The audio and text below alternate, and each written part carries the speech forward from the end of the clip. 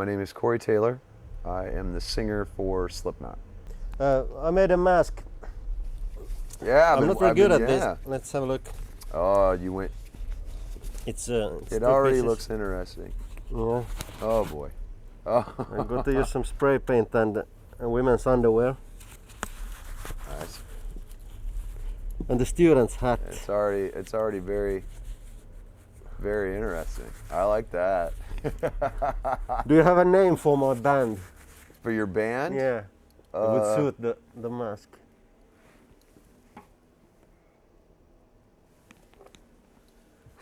Shipwreck. I guess. Yeah. Shipwreck. Shipwreck. That's yeah. good. I like that. It's good, right? Shipwreck. That's fucked up. I like it because I can only see one eye, which is very off-putting. Yeah. That's one of the reasons why my old mask was the way it was, and I put the grates over my eyes so you couldn't see them. Yeah. And then I made one a little bigger than the other, so people are like, "What the fuck?" I like disturbing people, so. Okay. Christ. We had the originals, of which we had like 6 different goddamn colors. I mean, they were fucking ridiculous. And then the Iowa ones, which were even worse, because they're basically like burlap, and they were super heavy because they had all this crazy padding and shit, like on the outsides, with buckles and like all that goddamn shit. And then we went to 2-piece on Volume 3, which was kind of like a military thing. And then All Hope Is Gone was 2-piece for me. Some people have worn coveralls the entire time, so they're like different a little bit. But yeah, they're a fucking pain in the ass. Ugh. We take our art very seriously, But as far as like, what other people think about this and what other people have to say about it, we just kind of let it go by the wayside, because our reasons for doing this have never changed, And I think because of that, that's given us a foundation to be able to reach further, do more, courageous forms of music here and there, and really kind of bridge out, and still have that foundation of reality and artistic freedom, So, but as far as like, everything else, it's, it's just a part of what I do. It's not who I am, but it's a part of who I am on the inside. So there's a part of me that when it comes to the show, I take that very seriously, but then off stage, I tend to be the first to poke fun at myself, Mm. What was the last time you felt silly in the mask? Oh God, I'd probably every night, like I'll do little things to kind of mess with people, like in the front row, especially people who would come to multiple shows, and I'll see them and I'll let them know that I recognize them, and then I'll do like weird dances and shit. Like it's just about, it's about making sure that you have that connection with that audience, because sometimes when you play a big show like this, it can kind of get lost in that, and there's not that intimacy that you get with like a club show, So for me, it's about doing everything I can, whether it's, my attempt to speak Finnish or, having like little one-on-one moments with everyone in the front just to let them know that I appreciate so much that they're there, So I'll do weird dances, and I can't dance for shit. I'm just letting you know right now. I am not the world's best dancer. You got something in common then. But I got some moves, I get the shoulders going, and people are like, "What the hell is that?" And I'm like, "I don't know," So it's good, right? Yeah. Why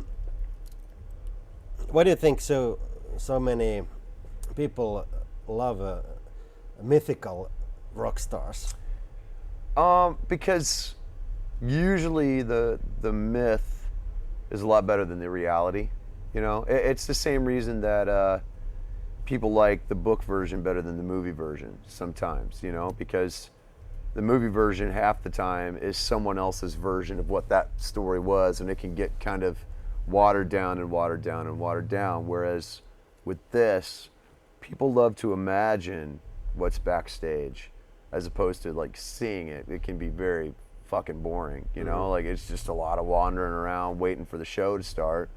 And then after the show, some people drink, some people don't. I do not. And it's just, it doesn't live up to people's expectations. And what people don't balance that with is the fact that this is really, really hard work. It really is. I mean, we've been in Europe now for a month and a half straight, haven't seen home in 2 months, and it'll kick your ass, man. Especially when you miss your family, especially when, just that's what I tell people. It's like, you think this is glamorous.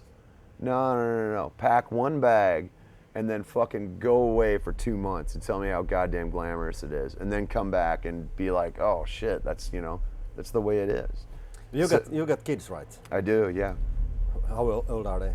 22, 12, and very young. So yeah, it's and then I've got my little nieces and nephews who I also look after, and I mean it's hard, man. The worst thing about this is being away from them, but it also means that I get to spend big chunks of time with them when I'm not on the road, So Yeah.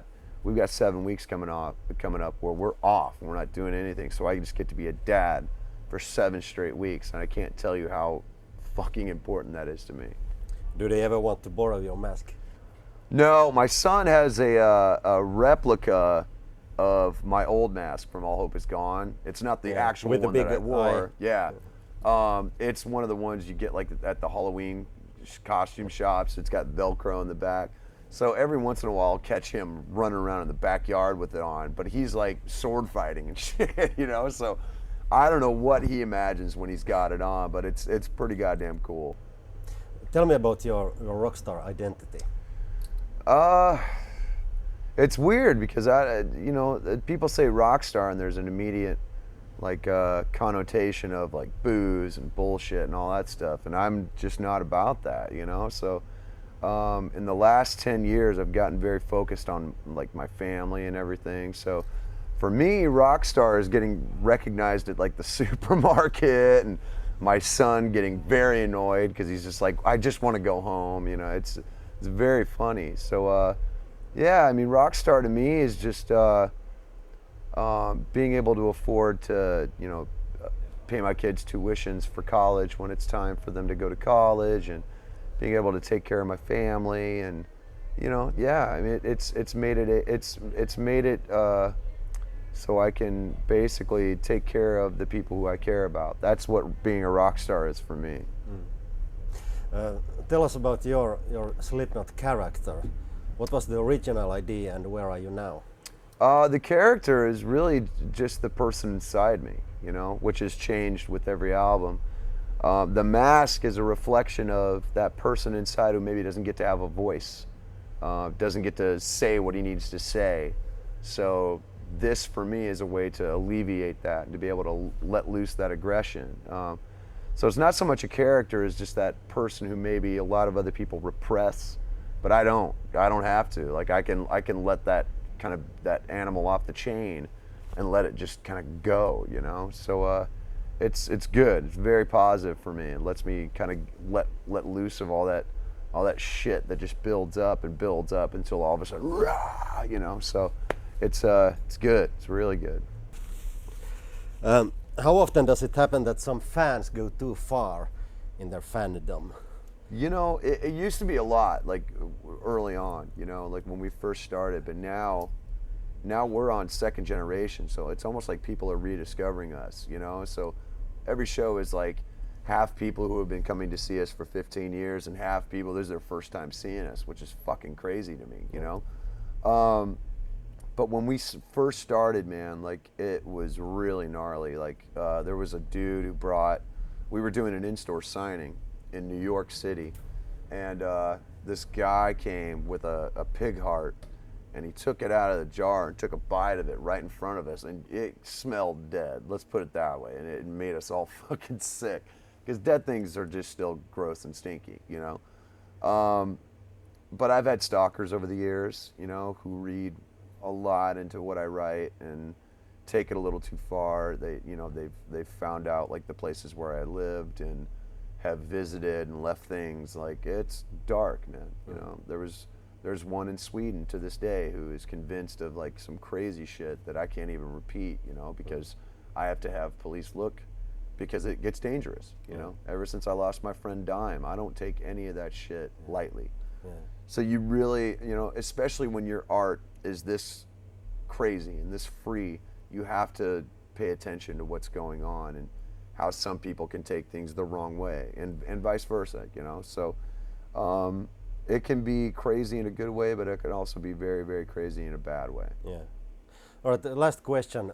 You're going up on stage in a few minutes, actually. Yeah, yeah. How do you feel when you put the gear on? It hurts. It hurts. It's very heavy. I'll let you feel it when we're done. It's a very, very heavy mask because it's two pieces.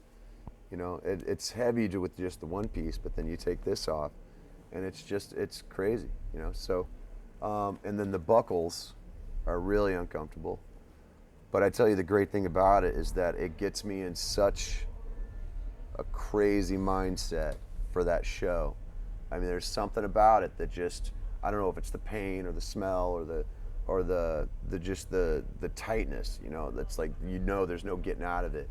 It will get you in the right headset for a Slipknot show like nobody's business. And it's like, you keep that thing on for like an hour and a half and tell me how crazy you feel afterwards. It's fucking gnarly. Yeah. Thank you. You're very welcome. And break a leg for the show. Oh, thank you. Thank you. I will endeavor to have a good time. Let's put it that way. Yeah. It's nearly packed, I think. That's what I heard, man. It's like, here, feel this. Oh, it's heavy. Yeah, Wow. yeah. Thank God I got a big ass. Okay. It doesn't look that heavy.